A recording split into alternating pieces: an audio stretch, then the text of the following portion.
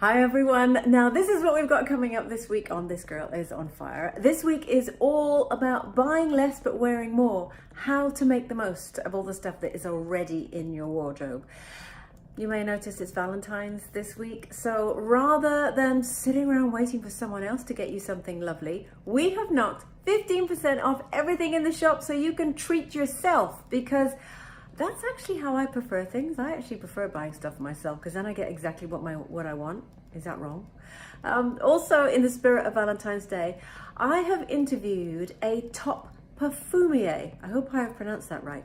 Basically, Ruth is an incredible woman who has helped design some of the world's most best known fragrances, and she talks me through exactly what goes into making a perfume and also why we are drawn to liking the perfumes that we are. It's really, really interesting and not what you'd think at all. I'm also going to be talking through my favorite podcasts. The Gut Cleanse continues. Yes, it does. I'm kind of getting into the groove of it now, if that doesn't sound too gross. We're going to be continuing to show you some of the recipes that have got us through this past, how long is it now? 6 weeks. 6 weeks we have been on this.